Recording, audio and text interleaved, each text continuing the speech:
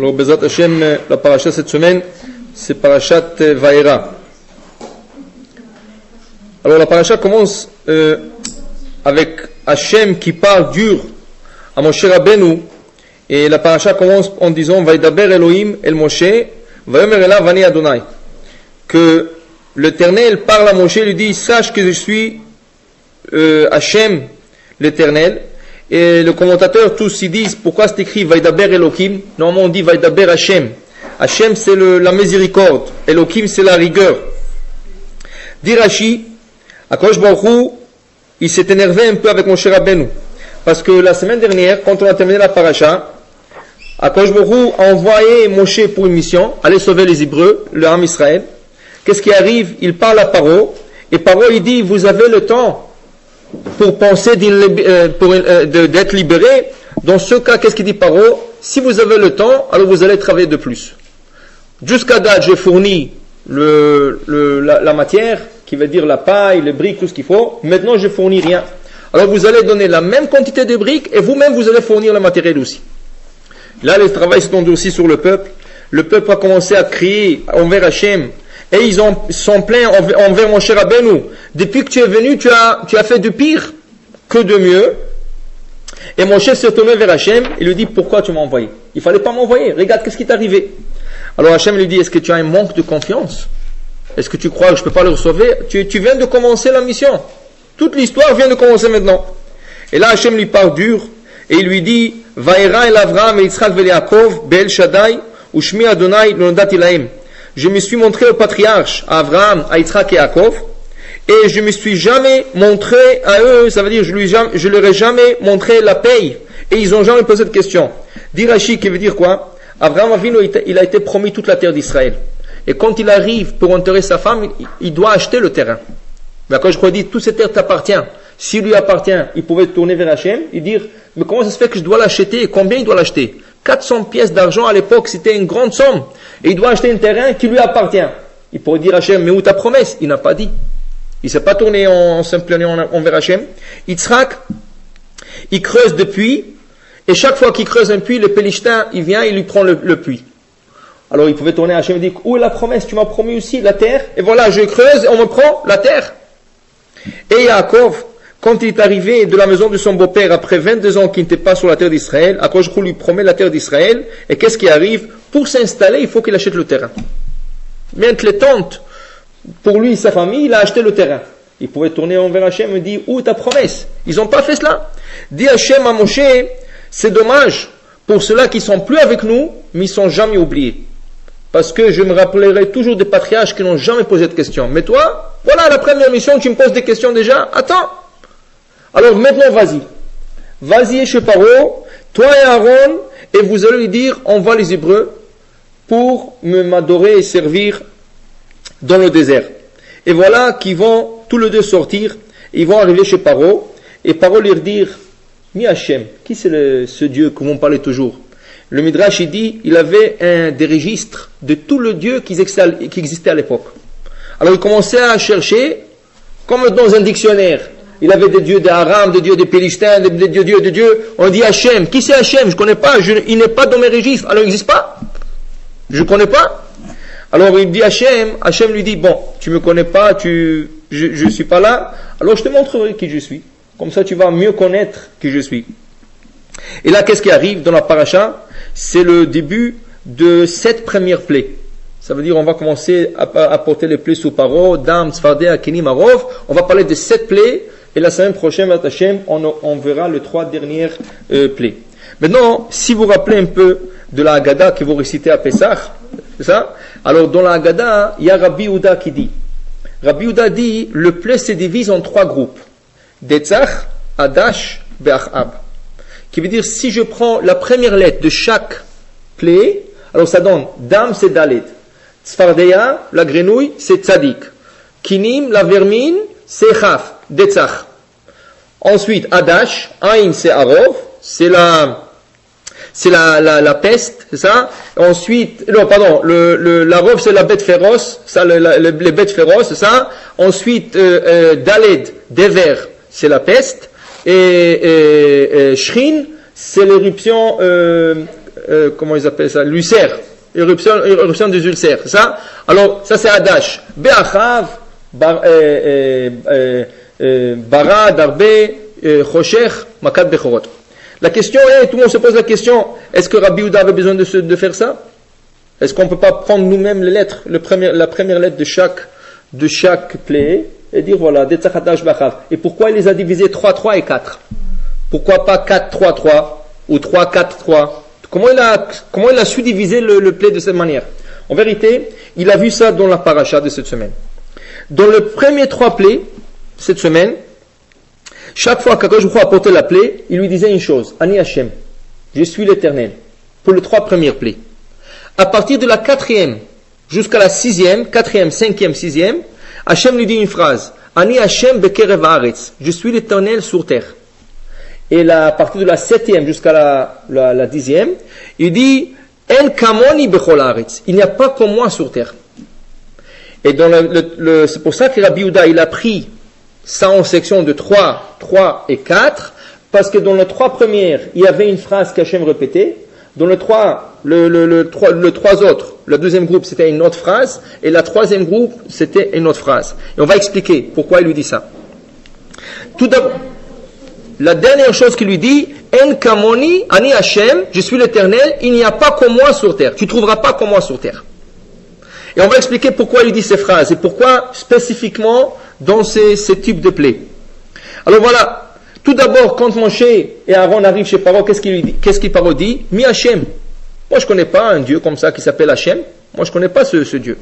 Dis Hashem, tu ne me connais pas, tu vas me connaître. On va se faire la connaissance. Enchanté. Ani Hashem. Alors, 3 premières plaies. Dam Tzfadeh Akinim. Voilà. Maintenant, tu sais qui a l'Éternel. Comment il a su ça? Voilà. Quand la première plaie, c'était quoi? Le sang. De prendre l'eau du Nil et le tourner en sang. Le problème était quoi? C'est pas un problème, mais qu'est-ce qui arrive? Le magicien de Paro était capable de reproduire la plaie. Quand Moshe a pris un peu d'eau, il a versé, c'était de l'eau, il a versé par terre, quand il a touché la terre, c'était toujours de l'eau. Une fois sur terre, ça tournait en sang. Les magiciens, ils sont partis chercher de l'eau, et là, tout le Nil, Moshe a tourné tout le Nil en sang, c'est ça? Tout le Nil était en sang, il n'y a pas d'eau potable, tu ne trouvais pas d'eau du tout. En Égypte, même le poisson qui était dans le Nil, ils sont morts parce qu'ils vivaient dans l'eau, ils ne peuvent pas vivre dans le sang, c'est ça? Et là, le Ramban, plusieurs commentateurs se posent la question, alors comment ils pouvaient reproduire la plaie puisqu'il n'y avait pas d'eau? Alors il y a plusieurs explications. Il y en a qui disent que l'eau était du sang pour les Égyptiens, mais de l'eau pour les Hébreux, ça c'est sûr. Parce que les Hébreux, comment ils ont bu? Ils n'ont pas été frappés par le sang. Alors, un Hébreu, quand il prenait du Nil, c'était de l'eau.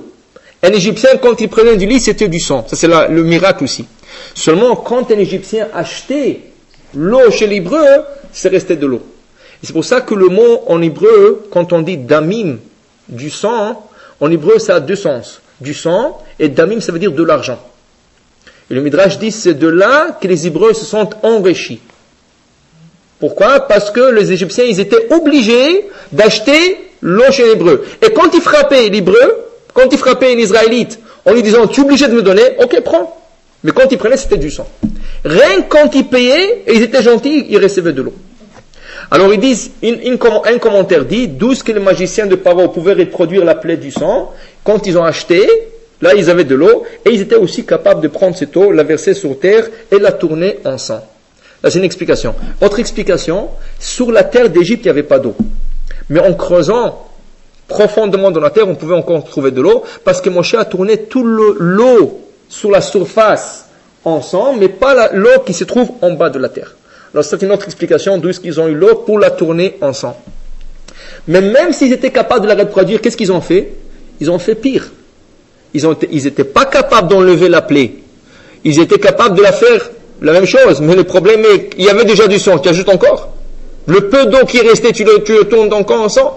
Mais c'était suffisamment pour eux pour dire, alors ton Dieu ne vaut rien, parce que nous sommes aussi capables de le faire. Top. Rien compris. On passe à la deuxième plaie. Ani Hashem. Alors maintenant tu vas connaître que je suis Hashem. Comment? Il dit voilà, une grenouille qui va monter du Nil, une grande grenouille qui va monter du Nil. Et en la frappant, il y aura plein de petites grenouilles qui vont sortir et elles vont infester, ils vont remplir toute la terre de l'Égypte. C'est ça? Alors ils voyaient, regardez, le commentateur se pose une question. Quand ils voyaient la grande grenouille était immense, alors ils voulaient la tuer, les Égyptiens. Ils ont pris des bâtons, toutes sortes de choses, ils frappent. Plus qu'ils frappent, elle ouvre la bouche, il y a plein de petites grenouilles qui sortent d'elle. Ils frappent encore, il y a beaucoup plus. Ils frappent. Alors arrêtez de frapper. Mais vous voyez que ça va de pire en... Arrêtez de frapper, au moins qu'il y aura plus de... On dit de la haine qu'ils avaient envers Dieu et envers les Hébreux, ils frappaient. De la haine, tu réfléchis même pas qu'est-ce que tu es en train de faire. Ils frappaient, il y a plus de grenouilles qui sortaient. Toute la terre se remplit. Ils allaient dans le lit, ils avaient des grenouilles. Dans leur four, il y avait des grenouilles. Là où ils allaient, même dans leur ventre, quand ils dormaient, ils rentraient dans leur bouche. Les grenouilles criaient de leur estomac, ils crient. Et ça, ils ne pouvaient plus supporter. Donc, alors le parole dit à ces magiciens, qu'est-ce que vous pensez? Il dit, pas de problème, nous sommes capables de faire la même chose. Et ils ont reproduit la plaie. Et ils ont fait monter plus de grenouilles du Nil. Ils ont reproduit plus. Mais qu'est-ce qu'ils ont fait? Au lieu d'enlever la plaie, ils l'ont fait pire. Déjà qu'ils étaient infestés avec toute l'Égypte était remplie, infestée par ces grenouilles. Voilà, ils ont fait pire que. Mais parole dit, c'est suffisamment pour dire que votre Dieu n'est pas spécial. Nous sommes aussi capables de le faire. Donc, vient la troisième plaie. Moshe, quand je dis à Moshe, tu vas prendre la terre, la poussière de la terre, et tu vas la frapper. Moshe ne va pas la frapper lui-même parce qu'il est reconnaissant envers la terre. D'ailleurs, les 3 premières plaies, c'est pas Moshe qui les a fait, c'est Aaron, si vous remarquez. Pourquoi? Parce que Moshe avait de la reconnaissance envers le Nil et envers la terre de l'Égypte. Pourquoi? Le Nil, parce que sa mère lui a mis dans le Moïse, dans l'eau, et le Nil n'a pas noyé. Alors il ne pouvait pas frapper l'eau du Nil. Alors pour le sang, il n'a pas frappé, c'est Aaron qui l'a frappé. Ça. Pour la grenouille aussi qui venait du Nil, il fallait frapper l'eau, il ne lui a pas frappé. Quand il s'agissait de frapper la terre, quand il a tué l'Égyptien, qu'est-ce qui est arrivé? Il a enterré dans la terre. Alors il a dit, cette terre qui m'a permis de l'enterrer, je ne le toucherai pas. Alors il n'a pas, c'est Aaron qui a fait les 3 premières plaies. Alors la troisième encore, il prend un bâton, Aaron, il frappe la terre, toute la terre elle devient elle est infestée avec la vermine. Là, c'est des petites poux qui sont moins, la grandeur, la taille, c'est moins qu'un grain de sable. Moins qu'un grain de sable. C'est tellement petit, c'est moins grand. Alors, parole dit à ces magiciens, allez-y, est-ce que vous êtes capables de le faire? Qu'est-ce qu'ils disent? Non, nous ne sommes pas capables. Etzba Elohimi, ça c'est le doigt de Dieu. Et nous ne sommes pas capables. Et là, ils ont admis qu'il y a un Dieu qui est en train de faire tout ça. C'est à la troisième plaie que Paro vient de reconnaître d'abord qu'il y a un Dieu. Est-ce qu'il le reconnaît ou pas? Non, il ne le reconnaît pas. Il dit, je vois que votre Dieu, il a du potentiel, il a du pouvoir. Mais, croire en lui, je ne crois pas. Mais je vois oui, vous m'avez prouvé qu'il y a un tel Dieu qui s'appelle le Dieu des Hébreux. Maintenant, il peut rentrer dans mes registres. Le Dieu des Hébreux. Mais, il n'est pas différent de tout autre Dieu. Mais là, les Khatounis, ils ont dit, attention, ça c'est Etzba Elohim. Ça c'est le doigt de Dieu. J'ai vu une explication, nous le disons dans la Gada, dans la vermine, ils ont dit Etzba Elohim. Pourquoi Etzba Elohim? Apparemment, Akadosh Baruch Hu a frappé l'Égypte avec sa main. Dans la main, il y a 5 doigts. C'est ça? Qui veut dire, s'il y avait 10 plaies, chaque doigt a participé à 2 plaies. Commençons par les pouces, Dam Tzfardea. L'index, Kinim Arov. Comment on appelle l'index en hébreu? Etzba. L'index en hébreu, on appelle Etzba. Alors, quand ils ont dit Etzba Elohim, c'est 2 sens. Etzba, c'est le doigt, mais quel doigt? Celle qui s'appelle Etzba, qui est l'index. C'est l'index qui a frappé la 3e et 4e plaie, et c'est la 3e plaie qui est la vermine, qui a frappé les Égyptiens. Et là, ils ont reconnu qu'il y a un Dieu. Mais le commentateur dit, ils n'en croyaient pas en Dieu. C'est une force comme toute autre force. C'est ça? Là, Paro, pourquoi il ne croyait pas? Paro, comme il était un grand idolâtre, il disait comme ça. Qu'est-ce que c'est un Dieu? Un Dieu, c'est une force suprême, qui contrôle les astres, qui contrôle beaucoup de choses, mais ne va pas se déranger de contrôler sur terre les hommes. C'est ça? Il ne va pas se déranger de contrôler des animaux. Est-ce qu'un homme important, un homme d'affaires, on va lui jouer avec des mouches? Ouais. Après, il y a des mouches, il y a des fourmis, il y a des choses. Dieu, il est tellement loin de nous, il est tellement haut, c'est pas pour lui pour s'amuser avec les hommes. Alors, Parole dit, oui, il y a un Dieu. Je crois qu'il y a un Dieu des Hébreux, mais c'est pas à lui de voir tout ce qui se passe sur terre. Sur terre, c'est nous qui nous sommes dominants. Au ciel, oui, lui. Comme ça, il croyait Paro. Alors maintenant, Hachem va lui dire, écoute, tu viens de reconnaître qu'il y a un Dieu, des Hébreux. Maintenant, tu vas reconnaître qu'Ani Hachem Bekerev Haaretz. Tu vas voir, je contrôle la terre. Qui veut dire que je sais tout ce qui se passe sur terre et c'est moi qui le contrôle. Comment? On va commencer une série de plaies. C'est quoi la série de plaies qu'on a commencé? Alors, Adash, Arov, Dever, Shrin. Arov, c'est les bêtes féroces. Dever, c'est la peste. Et Shrin, c'est l'éruption ulcère, des ulcères. C'est ça? Alors maintenant, on va voir. Arov, c'est quoi l'Arov? Des bêtes féroces. On dit qu'un lion, si tu le fais sortir de la forêt et tu l'emmènes en ville, au bout d'un certain moment, il devient comme un chat. Parce qu'il n'est pas dans son milieu de vie. Il faut qu'il reste dans la forêt. Sinon, c'est sûr qu'au début, il est dangereux. Mais avec le temps, il va dire, regardez, tous les lions qui sont dans le cirque et tout ça. À un bon moment, à un certain moment, il devient c'est pas le lion que nous connaissons. Mais là, quand je crois a fait un miracle, qu'est-ce qu'il a fait? Il a emmené toutes les bêtes féroces du jungle, mais la Torah dit, ajoute 2 mots. Veta Adama Asher Emalea. Avec la terre avec laquelle ils vivent normalement. Qui veut dire, il a emmené le jungle avec eux. Emmener rien que le lion, ça n'aurait pas fait l'effet. Plus que ça. Il a emmené la terre du jungle, il l'a emmené ici, comme ça le lion sent chez lui. Et là, il peut faire tout ce qu'il fait au jungle. Et là, le Midrash dit, les Égyptiens ont forcé les Hébreux de prendre leurs enfants à l'école. Alors là, ils avaient le servant juif qui était son esclave. Il dit, va prendre mes enfants à l'école. Alors là, l'Hébreu passait dans la main, il avait 2 enfants ou 3 enfants des Égyptiens. Et voilà un lion qui passe dans la rue. Qui dévore? Il dévore les Égyptiens. Le juif, il ne lui touche pas. Tout juif qui passait en Égypte, rien. Rien que les Égyptiens. Là où ils sont, ils vont au travail, ils les remangent. Que ce soit des lions, des tigres, des singes, n'importe quoi qu'il y avait dans le jungle, mais les Hébreux ne sont pas touchés. Ils sont avec eux, ils sont... Pourquoi? Le contrôle. Quand je vous dis, tu dis que je ne contrôle pas la terre, comment ça se fait qu'un lion va dévorer un Égyptien? Est-ce que le lion, il a la sagesse de distinguer entre un Égyptien et non un juif? Il ne sait pas. C'est moi qui lui dis quoi faire. Parce que moi, je contrôle la terre. Le ma'an teda, afin que tu saches, qu'Ani Hashem Bekerev Haaretz, je contrôle la terre. Donc, premier message, pas compris. Paro, il avait peur. Alors il a dit, oui, enlevez-moi cette plaie et tout ça. On continue, il endurcit son cœur. Alors quand je vous dis, ok, dans ce cas, j'apporterai la peste. C'est quoi la peste? Tous les animaux qui se trouvent dans le champ, en train de paître. Alors, un animal d'un Égyptien va mourir avec la peste, un animal d'un Hébreu qui se trouve juste à côté, une à côté de l'autre, elle n'est pas touchée. Comment ça se fait? Même on dit que les animaux qui n'ont pas été atteints par la peste, ils sont morts par l'odeur ou par la contamination de la peste. Et les animaux le troupeau des Hébreux, ils étaient là, le cheval, le chameau, rien ne se passe. Pourquoi? Le contrôle encore. Tu dis que je ne contrôle pas la terre, voilà, je te montrerai comme quoi, comme je fais la différence entre les hommes, un homme égyptien et un homme hébreu, je peux faire la distinction aussi entre l'animal des Égyptiens et l'animal des Hébreux. Qu'est-ce qu'il fait Paro? Il dit, c'est vrai. Le lendemain, il va vérifier tous les animaux des Hébreux. Est-ce que c'est vrai qu'aucun animal est mort? Il est sorti voir. Qu'est-ce qu'on nous dit? L'omet adechad. Quand on dit, il n'y a pas d'animal jusqu'à une qui est morte. Jusqu'à une. Quand on dit jusqu'à une, ça veut dire qu'une est morte. Comment quoi? Il n'a pas contrôlé cet animal?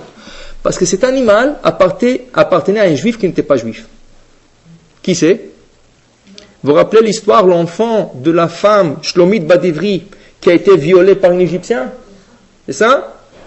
Son fils, il avait un animal qui était dans le champ, il croyait qu'il est juif. Mais le Ramban, il dit, il ne s'est pas converti, il fallait qu'il se convertisse. Pourquoi? Nous savons qu'aujourd'hui, après qu'on a reçu la Torah, tout va d'après la mère. Si la mère est juive, automatiquement l'enfant est juif. Alors, le Ramban, il dit, ça c'était après le don de la Torah. Avant le don de la Torah, c'était pas le même. Malgré que Shlomit Badivri était juif, son fils, comme son père était égyptien, il n'était pas juif. Parce qu'on suivait le père. Dans le désert, on suivait le père. Pourquoi? Parce qu'il y avait des drapeaux. Il y avait 12 tribus. Chaque tribu avait son drapeau. Chaque tribu avait sa pierre et la couleur du drapeau. Et on suivait on suivait le père et pas la mère. Et quand le père n'était pas juif, alors l'enfant n'était pas juif. Alors cet enfant-là, qui avait un animal qui pétrissait dans le champ, il pensait qu'il est juif. Son animal est mort. Qu'est-ce qu'il dit Paro? Ah, voilà un animal d'un juif qui est mort. Voilà, moi je ne crois plus. Quand je vous dis, ok, on continuera. La troisième, on va aller, Shrin. Il va avoir des éruptions, des ulcères sur la peau. Là, les Khartoumi, les magiciens, ils ne pouvaient rien faire. Pourquoi ils ne pouvaient rien faire? Parce que même eux, ils étaient remplis avec des ulcères. Et qu'est-ce qui arrive? C'est la fin de la deuxième section, c'est qui va Hachem nous prouver. Qu'est-ce qu'il va Hachem prouver? Ani Hachem bekerev haaretz. Comment ça se fait que les Égyptiens sont frappés par les ulcères et pas les Hébreux? Voilà. Je te montrerai, jusqu'à là je te montrerai, d'abord qu'il y a un Dieu. Deuxièmement, c'est un Dieu qui contrôle tout ce qui se passe sur terre. Donc, après, Paro il dit, peut-être il y a un Dieu, et peut-être il sait tout ce qui se passe sur terre. Mais qui c'est qui dit qu'il est unique? Peut-être il y a deux dieux. Peut-être ils travaillent ensemble. C'est ça? Alors Hachem lui dit, bon, tu n'as pas compris encore. Alors il faut que je te fais comprendre. Je veux te faire comprendre que je suis unique. Qu'il n'y a pas comme moi. Alors la troisième section, dans chaque plaie, qu'est-ce qu'il va lui dire à la fin de la plaie? Il va lui dire, Ani Hachem, en kamoni bechol haaretz. Je suis l'Éternel, il n'y a pas comme moi. Tu ne trouveras pas un deuxième. Je suis unique. Alors là, il faut commencer une série de 4 plaies. Be'achab. Be'achab, c'est barad. C'est la grêle.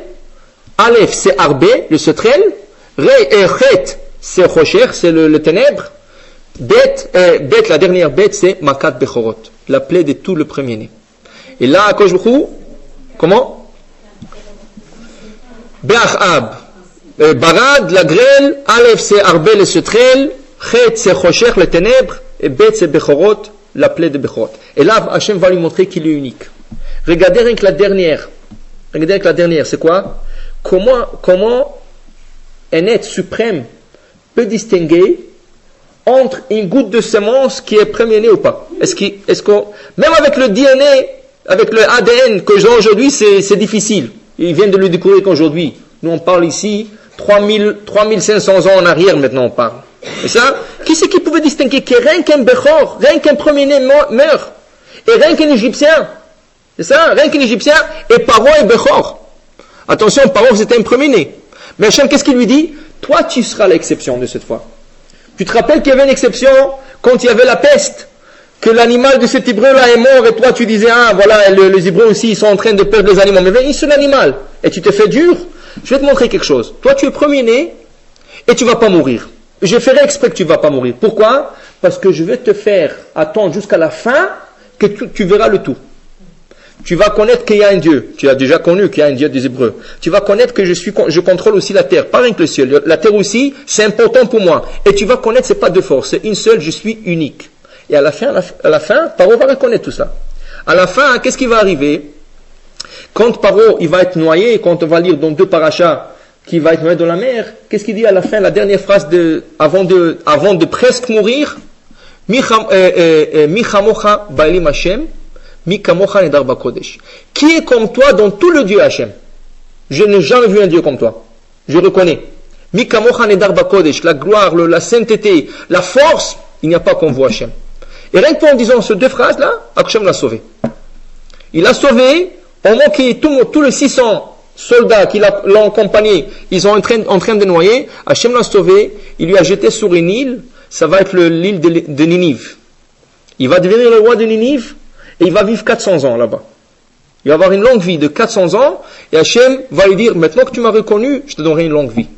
Et c'est pour ça, quand le Navi Yona, il arrive à Ninive, il dit au roi, écoutez, Hachem va détruire la ville, tout de suite, sans tarder.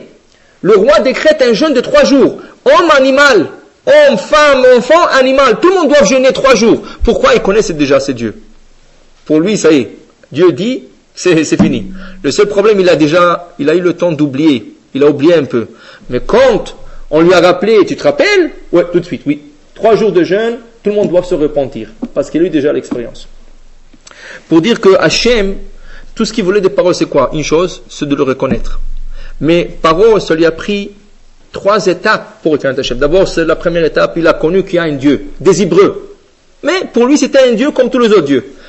Après, il a dit, oui, c'est un Dieu, mais il est dans le ciel, il n'a rien à voir avec nous sur terre. C'est pas pour lui de s'occuper de la terre. Après, je lui a fait connaître que voilà, que sur terre, il peut faire des distinctions. Et après, il lui dit, non seulement cela, je suis unique. Des choses que je fais, personne ne peut faire. Et là, il a connu Dieu comme il faut. Il a dit, oui, c'est comme Moshe Rabbeinu et Aaron ils ont dit. Maintenant, le problème est, des fois, l'homme se fait un Dieu. En vérité, c'est quoi le problème de Paro?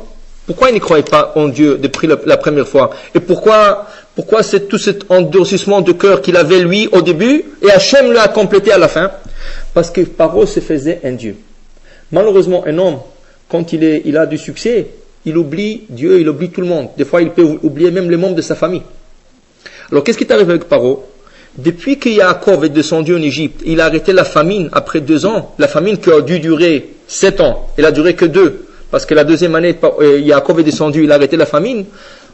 Yosef, par respect, il a emmené son père pour bénir le roi, Paro. Alors il lui a dit, je te bénis que chaque fois que vous allez mettre vos pieds au bord du Nil, le Nil va monter vers vous. Et il va irriguer toute la terre de l'Égypte. L'Égypte, c'est une terre sèche. Il n'y a pas de pluie. Il n'y a pas de pluie en Égypte. Comment le champ de l'Égypte ils sont irrigués? Par le Nil. Alors là, ils creusaient des tunnels du Nil jusqu'à leur champ. Et quand le Nil débordait, ils rentraient dans ces tunnels, comme des canaux, et ils allaient jusqu'au champ, irriguer le champ. Maintenant, il fallait attendre que ça se déborde, l'eau déborde. C'est pas toujours qu'il y avait une période de débordement dans le Nil. Mais Yaakov lui a donné une bénédiction. Chaque fois que vous allez mettre vos pieds, ça va déborder. Et ça va irriguer toute l'Égypte. Quand il voyait que la baraka marche, et chaque fois qu'il met, alors il dit, alors, c'est moi qui ai créé le Nil, et pourquoi le Nil se déborde? Parce qu'il se prosterne devant moi. Alors c'est pour ça que vous allez comprendre dans la paracha, vous allez être étonné peut-être. Chaque fois dans la paracha, quand je vous envoie Moshe Rabbeinu, il lui dit, sors, va le voir, il est en train de faire ses besoins. Il est en train de se soulager. Et il sort sur l'eau. Où est-ce qu'il se soulageait Paro? Sur le Nil. Comment il se soulageait Paro? Dit la Midrash, il avait un tunnel chez lui au palais que personne ne savait. Pourquoi? Parce qu'il a dit, comme il est Dieu, il n'a pas besoin de se soulager. Alors il sortait tôt le matin, et toute la journée il n'allait pas à la toilette. Alors les gens disaient, ça c'est un Dieu. Il mange, et il n'a pas de rejet, il est pas comme nous. Il est immortel celui-là. Et il se disait un Dieu. Alors chaque fois qu'Akadosh Baruch Hu l'a envoyé, où est-ce qu'il l'a envoyé? Il dit, va. Maintenant il est en train de sortir. Et Paro était étonné, comment il a trouvé ce tunnel? Mais là vous allez voir aussi une chose. Akadosh Baruch Hu, chaque fois qu'il va l'envoyer, il lui dit, prends le bâton avec toi. Parce que vous l'avez jamais remarqué dans la paracha. Prends le bâton avec toi. Pourquoi il dit ça? Que savoir? Est-ce que Moshe ne marche pas avec son bâton toujours? Pourquoi il dit chaque fois qu'il lui a envoyé là-bas où qu'il s'est soulagé, il dit prends le bâton? Parce que c'était dangereux. Il y avait un risque qu'il soit tué. Tu ne peux pas te mettre en danger parce que maintenant tu as dévoilé le secret de Paro. C'est sûr qu'il va te tuer. Mais le bâton, c'est le bâton qui fait tout le miracle. Alors, comme il fait des miracles, ce bâton, il va te protéger. Tu n'as pas le droit, dit le Rabbi Ben Ishra, il dit, Moshe Rabbeinu n'avait pas le droit de se mettre dans le danger d'aller rencontrer Paro au moment qu'il se soulageait, qu'il a dévoilé son secret. C'est sûr qu'il va le tuer. Mais comme il avait le bâton, et ce bâton faisait du miracle, là, ce n'est plus du danger, il est protégé par le bâton. Alors, chaque fois qu'il allait, il était obligé de prendre le bâton dans sa main et aller le rencontrer. C'est sûr que Paro était frustré. Il voulait le tuer, il ne pouvait pas le toucher. Maintenant, alors, Paro s'est fait un Dieu. Alors, s'il est Dieu, est-ce qu'il peut reconnaître un autre Dieu? Non. Alors, c'était dur pour lui pour accepter qu'il y a un autre Dieu plus suprême que lui.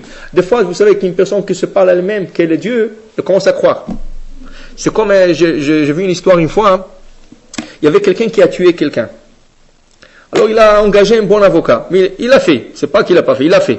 Il a engagé un bon avocat pour le défendre dans la cour. Et l'avocat dans la cour, il commence à le défendre. Non, écoutez, ça. Après 1 heure de session comme ça dans la cour, il sort pour un break. Et l'avocat lui dit, alors comment j'étais?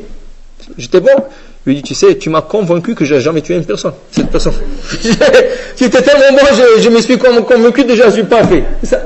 Alors des fois, quand tu te parles, tu peux te convaincre des choses que tu as fait et que tu les as pas fait. Alors Paro s'est convaincu qu'il était un Dieu. Alors c'était difficile pour lui d'accepter qu'il a une autre force plus que lui, mais Akadosh Baruch Hu l'a prouvé comme on l'a dit dans le temps. Comme Paro, il y avait trois autres. Ils étaient trois non-juifs et un juif, malheureusement. Comment? Paro, c'était le premier. Deuxième, c'était les rois Hiram. Les rois Hiram, c'est lui qui a aidé au roi Salomon de construire le temple, le premier temple. Le roi Hiram, c'était le roi de Liban. Et comme il avait des cèdres, le meilleur cèdre, ils étaient au Liban, alors le roi Salomon lui a envoyé un message, est-ce qu'il peut l'aider il va acheter, c'est sûr, il va acheter tout ça, et il lui a aidé. Il lui a envoyé des cèdres, il lui a envoyé des ouvriers, tout ce qu'il faut.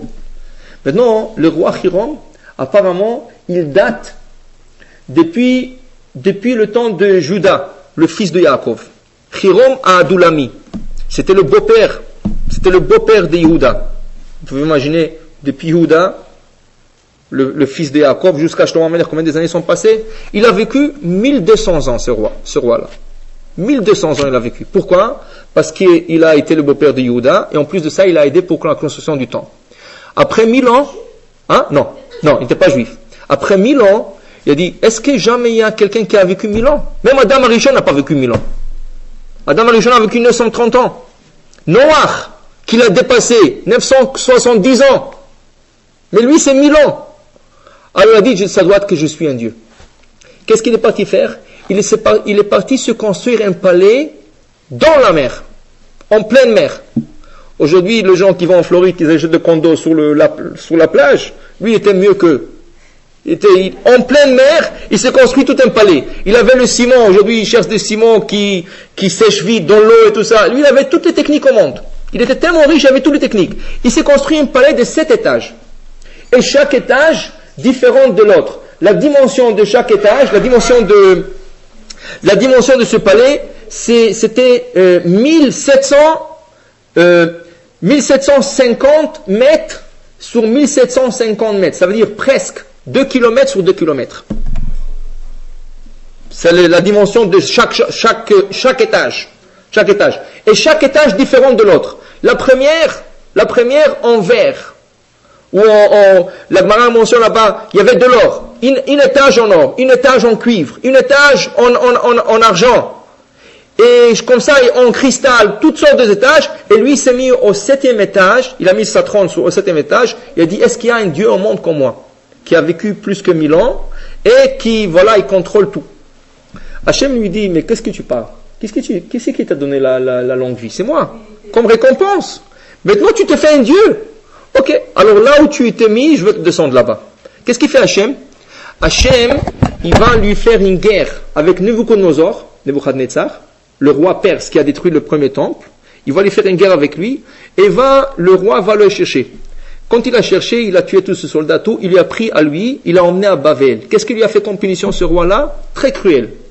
Il l'a attaché avec des menottes, et chaque jour, il lui coupait un morceau de sa chair, trempé dans le vinaigre, il lui a donné à lui à manger. Il mangeait sa propre chair. Alors Hachem lui dit, tu te fais un Dieu, voilà ta punition. Tu te fais un Dieu. C'est quelqu'un qui a vécu 1200 ans. Mais il s'est convaincu qu'il est Dieu. Comme Paro. Paro, il a vécu 400 ans, mais à une certaine période de temps, avant qu'il soit noyé dans la mer, dans les Yamsouf, et avant qu'il soit sauvé, il croyait qu'il est plus fort que n'importe qui, qu'il est Dieu, et à Dieu l'a prouvé. Voilà la même chose pour Hiram. Le troisième, c'était Nebuchadnezzar lui-même. Nebuchadnezzar. On dit que lui, quand il se faisait un dieu, il se faisait dur et tout ça, Akadosh Baruch Hu a dit, ta punition, qu'est-ce qu'il lui a fait? Il lui a tourné en animal. Il a tourné son visage en animal, et il s'est trouvé dans une forêt. 7 ans. Il a été excommunié, et il vivait dans la forêt avec des animaux. Apparemment, même quand il est mort, on dit que les anges de Guénom avaient peur de lui. Tellement méchant il était, les anges avaient peur de lui. Mais Hachem lui dit, tu te crois un Dieu? Voilà, je te tournerai en animal. 7 ans, il a vécu comme un animal dans le champ. Il ne pouvait pas rentrer chez lui. Jusqu'à la 7e année, Akadosh Baruch Hu l'a mis normal, il est retourné chez lui. Alors voilà une punition de quelqu'un d'autre qui s'est fait comme un Dieu. Malheureusement, le 4e, qu'on a dit c'était un juif, c'était le roi Yoash. Le roi Yoash, roi de Juda. Qu'est-ce qui est arrivé? Il y avait une reine qui voulait tuer toute la descendance du roi David. Parce qu'on sait que tout le roi vient de David. Alors il a cherché, il a tué tous les enfants de David, les enfants, les petits-enfants, tout le monde. Il a laissé aucun, sauf un, Yoash, que le prophète Eviatar à Cohen, il lui a pris, il lui a caché où? Dans le Saint de Saints. Donc Kodesh HaKodashim. Maintenant, la reine n'a pas cherché là-bas, parce que qu'est-ce que la Torah dit? Celui qui s'approche au Saint des Saints, il doit mourir. Et ça, elle a dit, c'est pas possible qu'il se cache là-bas, ça c'est sûr que non. Mais le roi, le Kohen Eviatar, il a dit, c'est le seul endroit où on va pas chercher. Alors il a caché là-bas, autant, il avait 7 ans, il a caché là-bas. Et cet enfant, il s'est caché 7 ans là-bas, et après quand il est sorti, Eviatar quand même l'a pris, il l'a élevé et tout, jusqu'à qu'il l'a nommé comme le roi d'Israël. Ça? Après, il y avait des gens qui commençaient à venir le perturber, et lui dire, écoute, qui c'est qui pouvait rester 7 ans, dont le Saint de Saint est resté vivant? Ça doit être que tu es jeune Dieu. Comme ça, les gens lui disaient. Et la première fois, il disait, non, qu'est-ce que vous parlez, c'est de la bêtise, tout ça et tout ça. Mais si quelqu'un vous dit, jour après jour, vous terminez à croire. Il a terminé par croire qu'il est Dieu. Il a terminé à croire qu'il est Dieu parce qu'il était caché 7 ans dans le Kodesh HaKodashim, il n'est pas mort. Même le Kohen Gadol, même le grand prêtre d'Aram Israël, le Kohen Gadol, s'il rentre dans le Saint de Saint, jour Kippour, quand il est permis, pour quelques minutes, si sa pensée n'est pas pure, il meurt sur place. Et celui-là, il est resté 7 ans. Jour pour jour, 7 ans, jour pour jour. Il a terminé par qu'il est Dieu. Malheureusement, lui aussi a été enlevé de ce monde. Pour dire que des fois, Chas v'Shalom, un homme peut se faire un Dieu. C'est ça? Ou un homme peut nier l'existence de Dieu. Il y a des hommes qui se croient tellement forts, tellement réussis, que des fois, Chas v'Shalom. Alors, en vérité, quand on lit l'histoire de Paro chaque année, je pensais aujourd'hui un peu, mais chaque année on lit l'histoire de Paro, il a été frappé, mais c'est quoi la morale pour nous? Si la Torah a mis comme histoire, c'est rien que l'histoire, on n'a pas besoin de cette histoire, pourquoi? De toute façon on la lit Pessah. De toute façon on la répète Pessah. Alors pourquoi la lire chaque année? Quelle est la morale qu'on doit tirer de ça? La morale qu'on doit tirer, parce que Paro, il se faisait un Dieu, il ne croyait pas en Dieu, et quand il croyait déjà en étapes. La première étape, oui, il y a un Dieu des Hébreux qui existe. La deuxième étape, mais il ne contrôle pas la terre. Ça aussi, il a terminé. Et après, il a terminé comprendre que Dieu contrôle le tout. C'est ça? Et comment Akadosh Baruch Hu lui a fait la guerre avec ce Paro? Avec quoi il a fait la guerre? Avec des animaux. Le sang, la grenouille, la vermine, des petites créatures comme ça, les bêtes féroces, c'est ça? Après, c'est des éruptions des ulcères, et après, c'est la grêle, la nature. Il s'est battu avec la nature. Il n'y a pas envoyé des soldats, il n'y a pas envoyé rien du tout. La nature, elle a fait la guerre d'Hachem pour lui prouver qu'il y a un Dieu dans le monde. Aujourd'hui, malheureusement, il y a beaucoup aussi qui ne croient pas en Dieu. Il y a beaucoup qui ne croient pas en Dieu. Ça peut être de juifs, ça peut être de non-juifs. C'est ça? En quoi Akadosh Baruch Hu est en train de leur faire la guerre avec des microbes? Et on va comprendre. Regardez, il y avait un roi, Titus, le roi romain, qui a détruit le deuxième temple. Quand il était en route à retourner en Rome, il était sur un bateau. Il avait tous les ustensiles du temple avec lui. Il a pris la parochet, la parochet du Beth Amikdash, il lui a fait comme un sac, et dans ce sac, il a mis tous les ustensiles en or qu'il y avait dans le temple. En pleine mer, Akadosh Baruch Hu fait une tempête pour le noyer. Alors il se tourne vers Dieu, il lui dit, ta force que dans l'eau. Si je serais sur terre, tu n'aurais pas à me faire ça. Akadosh Baruch Hu dit, comment tu dis ça? Il dit, à Paro, où tu l'as noyé? Dans l'eau. Sisra, qui est venu faire la guerre en Israël, tu l'as noyé dans le fleuve, dans l'eau. Tout le monde, tu le noies dans l'eau. Ça veut dire que c'est ta force, l'eau. Sur terre, tu n'as pas de force. Ok, pas de problème. Sors sur terre, arrive sur le bord de la mer, on va parler après. Il arrive en Rome, il arrive sur le bord de la mer, un petit insecte qui lui rentre dans le nez. Et il fait son chemin jusqu'au son cerveau. Et cet insecte lui tape sur la tête jour pour jour, comme ça. Et il ne savait pas quoi faire avec le migraine qu'il avait. Le seul moyen qu'il a trouvé de se dégager de ses migraines, c'est quoi? Un jour, il a passé dans un marché de forgerons, et quand le forgeron tapait sur l'enclume, le bruit que ça a fait, ça a calmé l'insecte. Depuis, il a commandé qu'un juif vienne chaque jour dans son palais lui taper avec un marteau sur l'enclume. Vous pouvez imaginer quel bruit ça fait? Mais d'un côté, ça lui a détruit les oreilles, mais de l'autre côté, ça lui calmait le maux de tête. 7 ans comme ça. À la fin, il est mort. Ils ont fait une autopsie sur sa tête, le Romain, ils lui ont ouvert la tête, ils ont trouvé que cet insecte a eu la taille d'un petit oiseau. Apparemment, il avait déjà, le bec était déjà en fer. Tellement, ça c'est, à quoi je lui dis, tu veux faire la guerre contre moi? Moi, je n'ai pas besoin de me salir les mains avec toi. J'envoie un petit insecte, qui est ma servante, c'est ça? Et l'insecte qui te fasse la guerre.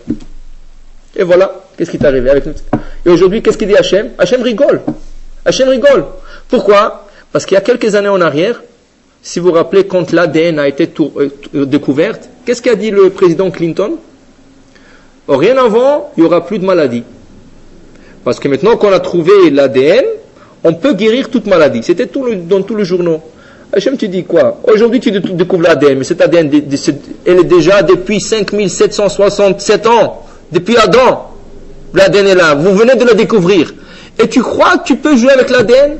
Pas de problème. Alors, qu'est-ce qu'il peut faire? On va dire, qu'est-ce qu'il peut faire? C'est pas en pratique encore, mais qu'est-ce qu'il peut faire? Modifier certains gènes dans le corps humain, que certaines maladies héréditaires ne se reproduisent pas. À quoi je vous dis? Mais je vous fais la guerre avec des petits microbes. Donc maintenant, on vient de passer un petit microbe d'influenza, ça, de gastro et tout ça. À quoi je vous n'a pas ce... Avec quoi on veut faire la... C'est comme si l'homme essaie de faire la compétition à Dieu. Pourquoi? Parce que la technologie avance tellement que l'homme se croit déjà comme Dieu. Et ils veulent dicter. Alors ils montent sur l'espace. Les Américains montent à l'espace et tout. Ils montent à l'espace. Mais avec un petit insecte de rien du tout. Quand ils avaient 2002, ils avaient, comment il s'appelle ça, avec la poudre blanche, l'anthrax, c'est ça? Ils avaient peur d'une petite enveloppe avec une poudre blanche. Alors vous montez à l'espace et vous avez peur d'un petit microbe, de rien du tout. Alors vous ne volez rien. Alors dit Hachem, vous êtes en train de faire la guerre. Pourquoi? Qu'est-ce qu'ils ont fait à la tour de Babel? Comment ils voulaient faire la guerre à Dieu? Ils voulaient faire la guerre. Pourquoi ils ont construit cette tour? Dit la Torah, ils ont dit, c'est pas à lui de choisir le ciel. C'est pas à lui de contrôler ce monde. Il est au là, c'est sûr. Toujours celui qui se trouve en haut, il est plus fort. Mais c'est pas à lui. Alors on va construire une tour, et cette tour atteindra au ciel, on lui fera la guerre, on lui fera descendre de là-bas. Et à quoi je il a dit, vous voulez faire la guerre? Mais comme ils avaient la paix entre eux, il a eu un peu pitié sur eux. Tout ce qu'il a fait, il les a dispersés. Mais aujourd'hui, c'est pas la même chose? Vous croyez pas qu'on fait la même chose? Exactement la même chose. Qu'est-ce qu'ils cherchent à l'espace? Des milliards de dollars qui sont gaspillés. Il y a des gens qui crèvent de faim sur terre et ils vont chercher. Ils trouvent des fusils, ils trouvent... Qu'est-ce qu'ils trouvent? Ils trouvent rien. Ça fait des années qu'ils trouvent, ils vont jamais trouver. Peut-être il y a de la vie, peut-être cette planète, il y a un peu de l'air, peut-être on parle de mettre l'homme... C'est de la bêtise. Mais en vérité, tout ça, ça revient à une idée. Faire la guerre à Dieu. C'est ça l'idée. Tout le reste... c'est rien que des prétextes, mais en vérité, ils veulent choisir le ciel. Et qu'est-ce qu'on dit? Hashamayim, Shamayim l'Adonai. Va'aretz Natan, livnei Adam. Le ciel appartient à Dieu. La terre, elle vous appartient. Faites sur la terre tout ce que vous voulez. Qu'est-ce que vous cherchez au ciel? Ça veut dire que vous cherchez la guerre. Dit Hachem, vous montez au ciel, je vous enverrai des petites créatures, des petites servantes, des servantes qui me servent. C'est quoi? C'est des microbes. Et faites la guerre contre eux. Alors, c'est ça. Il n'y a même pas de martiens. Il n'y a pas, ça n'existe pas. C'est contre la première, comment on dit, fusée est montée, il y avait un grand kabbaliste, Rav Mordechai Rabbi.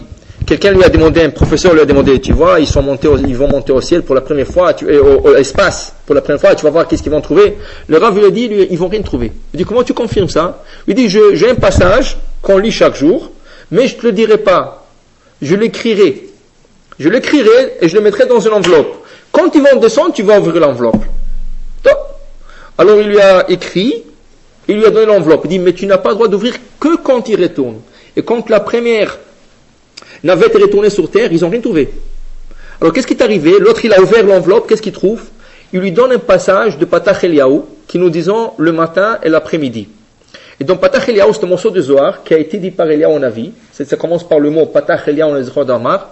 Et là-bas, Eliyahu Navi dit, sache que sur terre, il y a des hommes, des animaux, des poissons, des oiseaux, c'est ça, des herbes, des arbres, tout ce que tu veux. Sur terre. En espace, il n'y a rien. Je dis voilà. Et continuez à chercher, vous n'allez rien trouver. ils cherchent, ils supportent, ils assument, tout, ils vont rien, jamais trouver, jamais. Comment? Que des fusils, des pierres, n'importe quoi, mais ils vont jamais trouver la vie, parce que la vie est potentielle que sur terre. C'est là qu'il y a l'oxygène. Là-bas, il n'y a pas d'oxygène. Et même s'il y a d'oxygène, peut-être l'air est pas bon. Hachem a fait un miracle que sous cette terre on peut vivre, parce que sinon même sous cette terre on n'aurait pas pu vivre. C'est un miracle d'Hachem. Mais l'homme, il veut toujours faire la guerre, la compétition. Non. Tu as créé cette terre, nous voulons créer une autre planète. On va prendre Mars, on va prendre Jupiter, on va créer une planète, on va mettre des hommes qui vont commencer à vivre pour te montrer à Dieu que nous sommes aussi capables. Dis Hachem, j'ai pas de problème tout ça, faites tout ce que vous voulez. Moi j'ai des autres manières à vous prouver autrement. Et voilà. Tout ce qui se passe aujourd'hui, Chas Shalom, le cancer, combien de gens, Chas Shalom, meurent de cancer et tout ça, ils n'arrivent pas, avec toutes les recherches, ils n'arrivent pas. Et avant le cancer, c'était quoi? C'était la sida. Alors chaque fois que l'homme, il essaye, après je trouve une autre chose. C'est pour ça qu'Hachem leur dit, vous voulez faire la guerre? Moi j'ai des manières à faire la guerre. Je veux vous prouver qu'il y a un Hachem. D'abord, je suis l'Éternel Dieu. Alors déjà, tout le monde, juif ou non-juif, tout le monde sait qu'il y a un Dieu. Tout le monde sait, est-ce qu'il y a, même de non-juifs qui croient qu'il y a un Dieu. Maintenant, Hachem dit, ne croyez pas que je suis rien qu'au ciel, je vais vous montrer que je suis sur terre aussi. Et non seulement que je suis sur terre, je vous montrerai que je suis unique. Et c'est pour ça qu'on conclut toutes nos trois prières. Comment on conclut nos trois prières de la journée? En ce jour-là, quand Akadosh Baruch Hu se manifestera et montrera sa grandeur, il sera unique. Unique par qui? Pas seulement par les juifs qui vont... Nous croyons en Dieu. Même le goïm, même le non-juif, ils vont le reconnaître. Alors ça, le but ultime de cette création, de reconnaître qu'il y a un Dieu, et il y a un Dieu sur terre, et il y a un Dieu qui sait tout. Alors des fois, il faut réfléchir. Avant de faire n'importe quelle bêtise ou n'importe quel péché, il faut réfléchir. Mais si je sais qu'il y a Dieu, tout le monde, on sait qu'il y a Dieu. Chaque fois qu'on a un problème, on se tourne vers lui. Chaque fois qu'on veut quelque chose, on se tourne vers lui. Mais avant de faire, attention, il n'est pas rien qu'au ciel, il est aussi sur terre. Et ça, il est partout, il est en train de me surveiller. C'est comme le Chafetz Chaim, il était sur un wagon une fois. Et ce cocher-là qui l'emmenait dans une autre ville, au milieu, il passait un champ, au milieu du champ, le cocher a arrêté le wagon, il est descendu, il a commencé à voler quelques épis de blé. Et il prenait, le Chafetz Chaim ne pouvait pas croire, pourquoi il est en train de voler? Le Chafetz Chaim lui dit, on te voit! L'autre, dès qu'il entend ça, il a jeté les épis de blé, il est monté sur le wagon, il a commencé à courir. Après, quand il court, il regarde en l'air, mais il n'y a personne. Il dit, pourquoi tu vas monter?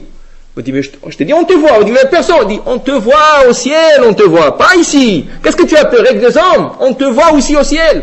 Tout ce que tu es en train de faire, on te voit. Alors des fois, on pense, mais qui c'est qui me voit? Mais il faut savoir, ces parachutes-là, c'est pour renforcer la croyance en Dieu. Pour savoir que quand on veut faire quelque chose de pas bien, mais Dieu est en train de me surveiller, moi je peux le faire. C'est ça? Et si on vit de telle manière, alors là on va accomplir une Mishnah, un passage de Maxime de Père. Qu'est-ce qu'il dit de Maxime de Père? Dans le 3e chapitre, c'est écrit, Akavia ben Malalel Omer, Akavia ben Malalel, le rabbin Akavia ben Malalel disait, Istakel bishloshat varim. Il faut que tu surveilles et tu regardes trois choses. Il faut que tu saches d'abord me'ain bata, d'où tu es venu. Deuxième chose, ul anata oler, où c'est que tu vas. Et troisième chose, velefne mi ata ateliden dimecheshbon, devant qui tu donneras de compte rendu. Et il s'explique. Da ma'in bata, d'où tu viens? D'une goutte de semence pourrie, c'est ça? Et tu es rien du tout. Alors tu veux t'enorgueillir sur Dieu. Tu veux être mieux que Dieu, mais d'où tu viens? C'est quoi ta source? En plus de ça, à la fin, c'est quoi le maximum? C'est quoi? 120 ans? Où tu vas te diriger? Où tu vas aller? Miafarata, tu es venu de la terre et tu retourneras à la terre. Est-ce que tu es mieux que Dieu? Tu retourneras à la terre. Et à la fin, après que tu retournes à la terre, devant qui tu donneras de compte rendu. On dit qu'Adam, il a regardé que deux parmi ces trois choses. C'est pour ça qu'il a fait la faute. S'il aurait vu tous les trois, s'il aurait bien regardé tous les trois, il n'aurait pas fait la faute de prendre de ce fruit de l'arbre de la sagesse. Pourquoi? Adam, il a regardé seulement où il va. Qu'est-ce qu'Hachem lui a dit? Le jour que tu mangeras de cet arbre, tu retourneras à la terre. Ça, il savait. Il savait la troisième chose aussi. Il savait que s'il devra retourner à la terre, il devra donner de compte rendu à Akadosh Baruch Hu. Mais la première chose, il ne savait pas où il ne regardait pas. C'est quoi? D'où tu viens. Pourquoi? Parce qu'Adam Arishon était la création parfaite de Dieu. Il n'était pas créé d'une goutte de semence. C'est ses enfants qui vont être créés d'une goutte de semence. Mais lui, il était créé par Dieu. Alors il n'est pas venu d'une relation d'un homme et d'une femme. Alors il ne pouvait pas voir le premier détail. D'où tu viens? Et comme il n'avait pas ce premier détail, c'est ça qui lui a fait faire la faute. S'il aurait eu les trois détails, c'est pour ça qu'à Kaviar Ben Gamliel, qu'on t'a dit, regarde les trois choses, il faut absolument que tu regardes tous les trois. Tu ne peux pas regarder même pas 2 parmi 3, ou 1 sur 3, c'est sûr que non. Même 2 sur 3, c'est pas bon. Il faut que tu regardes tous les 3 détails. D'où tu viens, et quand tu te rappelles, mais que je suis par rapport à Hachem, rien. Où je m'en vais après 120 ans, et devant qui j'ai donné des comptes rendus, comme tu vois ces 3 détails, c'est sûr que tu ne feras pas un péché. Mais Adam, comme il a pu voir rien que 2 parmi 3, c'est ça qui lui a causé faire cette faute. Pour dire quand chaque fois qu'on lit cette paracha, il faut savoir, ça doit nous renforcer la émouna et Dieu est partout là où on va. Comme disait le Baal Shem Tov, Hashem tzilcha aliyad minecha. Hashem est ton ombre sous ta main droite. Qui veut dire, ton ombre, comment il voyage? Là où tu voyages, il te suit. Dieu, c'est la même chose. Ce que tu fais, Dieu te suit. Tu fais de bien, il te suit. Tu fais du mal, il te suit aussi. C'est ça? Alors il faut savoir que si on vit avec cette émouna, que je ne peux pas faire du mal parce que je suis devant Hachem, comme disait le roi David, Shiviti Adonai negdi tamid. Toujours Dieu était en face de moi. C'est pour ça qu'il est arrivé à un point que David Amer disait, je n'ai plus d'Yetzara. Je n'arrive pas à faire le mal, même si je veux, je n'ai plus. Pourquoi? Chaque fois que je veux faire quelque chose, je vois Dieu. Est-ce que je peux fauter? On te dit que même quand tu vas faire un péché, imagine que ton père est en face de toi. Une personne normalement, quand il a son père en face de lui, il ne fera jamais un péché, même s'il veut le faire. Il faut imaginer ses parents devant lui. Alors, David Amer disait, je vis Hachem, j'ai Hachem devant moi. Est-ce que rien qu'en voyant un rabbin, quand tu vois un rabbin, tu peux pas faire, quand tu vois un rabbin, normalement, tu devrais pas faire un péché. Et la Gemara explique, il y avait 3 rabbins dans le marché, Rabbi Akiva, Rabban Gamliel, Rabbi Eliezer, Rabbi Akiva. Il y avait 2 enfants qui ont passé devant eux. Le premier, quand il a vu les 3 rabbanim, c'est des grands sommités, il avait un kippa dans la poche, tout de suite il a sauté la kippa et l'a mis sur la tête. L'autre a dit, laisse faire, pourquoi tu mets la kippa? Quand ils ont écouté ça, Rabbi Eliezer, Rabbi Gamliel dit, celui-là, c'est un bâtard. Ça veut dire que sa mère, elle a eu avec une relation hors de son mariage. Rabbi Eliezer, c'est Rabban Gamliel. Rabbi Eliezer a dit non, celui-là, il est sa mère. Mais sa mère l'a eu quand elle était dans ses règles de menstruation. Et Rabbi Akiva il disait, je vous dis qu'il est le 2. C'est un bâtard, et en plus en règle de menstruation. Alors les 2 rabbins, qui étaient le maître, eux ils étaient le maître de Rabbi Akiva. Il dit, comment tu oses de te montrer devant tes rabbins? Il dit, je vais vous le prouver. Qu'est-ce qu'il a fait Rabbi Akiva? Il a suivi le petit. Il a suivi. Il a vu la maison, il est rentré. Après, il a tapé sur la porte. La femme est sortie, a vu Rabbi Akiva, il était déjà un grand rabbin. Il lui dit, madame, je vous dis, rien va vous arriver. Rien que dites-moi comment vous avez eu cet enfant. Qu'est-ce que vous parlez? Il a essayé de nier. Il dit, dites-moi. Il a même juré. Il a juré à cette femme. Il dit, rien va vous arriver. Rien que dites-moi comment vous avez eu cet enfant. Alors il a commencé à pleurer. Il lui a expliqué que le jour de son mariage, elle était menstruée. Elle ne pouvait pas être avec son mari. Mais elle a été séduite par le frère de son mari. Les jours de son mariage. Elle était avec lui. C'était hors de son mariage et durant la menstruation. Et cet enfant est né de cette conception. Il est conçu de cette relation. Alors cet enfant était et bâtard et d'une femme menstruée. Et Rabbi Akiva est retourné. Il a dit à ces deux maîtres. Alors le maître, ils lui ont dit, mais comment tu savais? Comment tu savais? Il dit, comment? Un enfant qui dit, il voit 3 rabbins, l'autre il avait peur. Ça veut dire qu'il n'était pas religieux, mais au moins il avait une éducation, il avait du respect. Mais celui-là, il te dit, non, c'est pas important, mais pas la kippa. Ça doit être que la racine n'est pas bonne. Et voilà, je vous les ai prouvés. On te dit, quand tu sais que Dieu est en face de toi, comment tu peux faire un péché? Ou rien que toi, tes parents sont en face de toi, tu peux pas faire un péché, ça? Alors, oui, mais c'est ça que le Nachmani dit. C'est vrai. Un bâtard, un enfant qui est né hors de la relation d'un couple, c'est vrai, c'est pas sa faute. Mais le Nachmani explique, c'est pas sa faute. Mais d'autre part, il est pourri à l'intérieur. qui veut dire que c'est pas sa faute. Quand on met une graine de semence pourrie dans la terre, elle va pousser, mais elle va être pourrie. C'est sa faute? Non, c'est la faute, c'est lui qui l'a semé. Ça, c'est pas sa faute, mais c'est comme ça. C'est comme ça. Alors voilà. Je vous ai expliqué une fois, si vous vous rappelez, il y avait un khatan qui a trouvé une kala qui a fait tchouva. Alors il voulait savoir, comme la mère, la famille n'était pas religieuse, et la mère n'allait pas au mikvé quand elle a conçu cette fille. Est-ce qu'on peut marier telle fille? Le Rav Moshe Feinstein dit, écoute, la manière de le test, l'épreuve de voir si la fille est propice ou pas à se marier avec, est-ce qu'elle est modeste? Est-ce qu'elle est humble? Il dit, si elle est modeste, si elle est humble, ça veut dire qu'elle n'était pas atteinte par le fait que sa mère était menstruée au moment qu'elle a conçu. C'est pas toujours comme le premier enfant. Lui aussi n'était pas peut-être religieux. Sa mère aussi peut-être l'a conçu comme ça, peut-être, on ne sait pas. Mais le fait qu'il était devant les 3 rabbins, il a mis tout de suite la kippa, il avait honte, ça montre quelque chose. Alors avant, chez Feinstein disait, même une fille qui n'était pas religieuse, ses parents n'étaient pas, peut-être, maintenant elle est religieuse, mais avant ses parents, quand ils l'ont eu, ils n'ont pas observé les lois de la pureté familiale, c'est pas grave. Il faut voir la fille comment elle est. Si elle est bien, ça veut dire que ça ne lui a pas atteint. Mais si elle est chutzpah, elle rigole comme ça, et même il y a des questions, ils disent c'est pas tzniut pour une fille de fumer en public. Ça. Alors il y a certaines choses, ils disent ça tu fais attention déjà. Mais si elle est bien, il n'y a rien à craindre. Pour dire que si on s'accompagne avec ces sentiments qu'Hachem est partout et Hachem est en train de surveiller, il sera très difficile pour quelqu'un de faire un péché, mais c'est ça le but. Shivit et Hachem,